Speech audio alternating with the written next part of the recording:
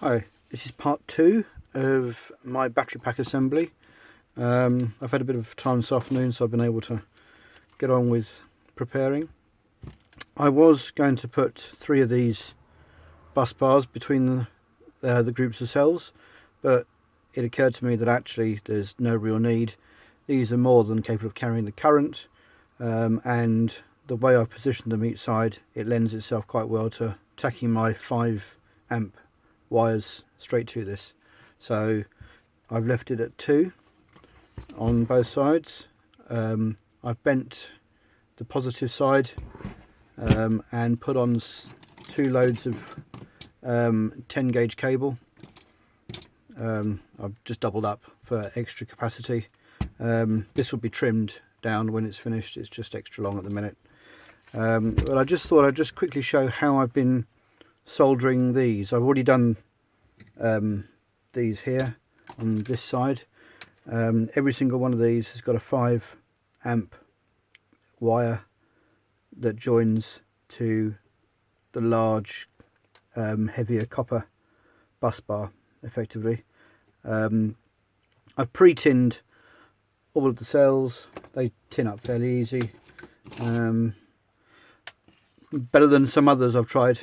Some of the real cheap cells you get in like the Poundland power banks, these kind of cells, these don't seem to solder very well at all. And interesting enough, these are quite a lot lighter than these, so presumably there's not so much of the goodness in there. But I'll just quickly show soldering a couple of these up and how I've been doing it. It's a bit fiddly. The wire is incredibly thin and horrible stuff to work with. I'm guessing it's tinned copper. I don't really know what it is. It certainly solders okay. I've got one of these. I've got a nasty soldering iron at the minute, unfortunately. My solder station iron has failed, and I've been unable to get a replacement iron for it. But I'll just basically get some flux in, and then I just literally poke it in to where I need it to go, and then I'll stretch it across to this side here. I'll just tin it up a bit and then let it cool. Get the snips. That one's then done, and then same again on this side. Iron tips looking a bit crusty.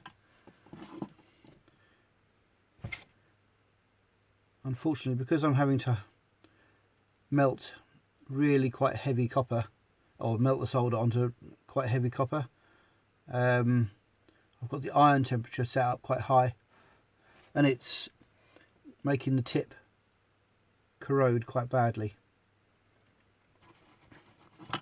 That's what you get from cheap Chinese tips, I'm guessing.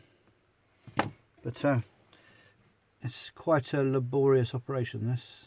It's effective and it does work, but it is slow. On these ones I can just lick them straight across and then just solder the centre bridge, and then perhaps get back and just clean that joint up a little bit. Ow, that's warm. So that is what I've been doing.